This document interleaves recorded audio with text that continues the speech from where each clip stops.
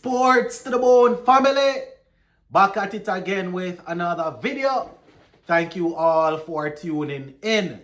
Yes, my viewers and subscribers, the never-ending nightmare seems to be wrapping up now.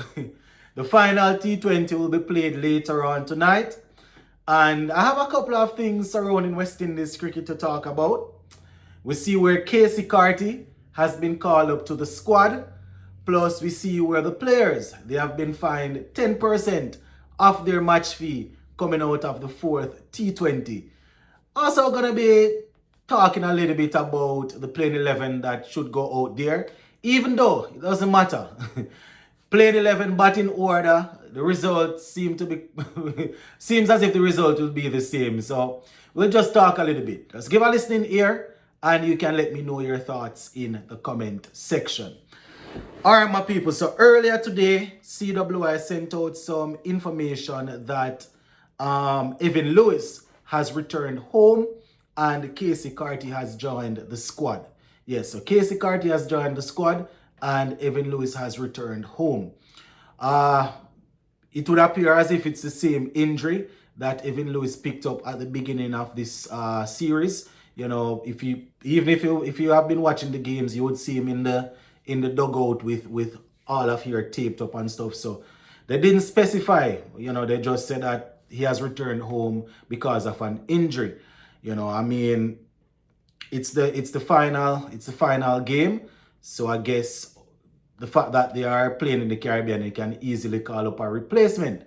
Not too sure if they needed that. Unless they're going to put Casey Carty straight in the playing 11. Not too sure if they needed to call up someone for that. But anyways, yeah, Casey Carty will be is now a part of the squad. Evan Lewis has returned home because of that injury.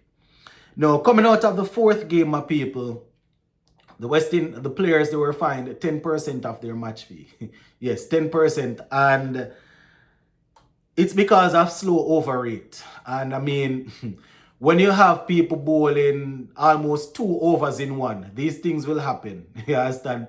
When you have a medium pace bowler bowling 4 wides in 1 over, the over is obviously going to be longer. It's not like a spinner is bowling 4 or 5 wides and he's just coming off a couple of steps, so you can easily, when you have a seamer doing that, it's going to extend the time long. So couple that with all of the other things that happened in terms of how long they take to set the field, you know, guys just taking long to do whatever. All of that add up and they have been fined. So let me just read this article here. It says West Indies fined for a slow over rate against Australia in 4th T20 International. So it says West Indies have been fined 10% of their match fee for failing 2 overs short of the required rate. They say after the allowances were accounted for. They said during the 4th T20 International against Australia in St. Kitts on Sunday. Personally, I don't sorry for them, my people. I don't think that is even going to shake them. That's definitely not going to shake them. So this is what they sent out, ICC, and I quote, in accordance with Article 2.22 of ICC Code of Conduct for players and player support personnel, which relates to minimum overrate offenses. Players are fined 5% of their match fee for every over their side fails to bowl in the allotted time, end quote. So obviously we failed to bowl 2 in the allotted time, so 10% instead of 5, right? So there you have it, my people. West Indies there. I mean, as I said, I would say it's neither here nor there.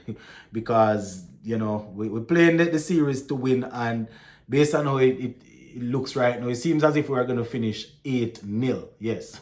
Seems as if we're going to finish 8-0 in favor of Australia. So I not crying over that for them, you know. If it was something that happened and they do that, then I would be like, huh, probably. If it was something else, I'd be like, huh, probably a little bit too harsh, you know, but they worked for it. When you have man bowling 4-3-2 wides, people misfeeling ball and taking long to return the ball so the bowler can continue bowling. Them work for that, man. That they work for that. So we'll see. Anyways, going into the final game tonight. As I said at the top, the playing 11 and batting order, I don't even know if it even make any sense for me to give my opinion on that anymore, because it seems as if the squad that we have, whoever we put together, the result will be the same, right? So obviously, well, I should even say obviously, I think they're gonna, it's a good idea to continue with the same opening pair. Joel and Joe, they definitely need to get the youngster a game. They played 3, 4, 5.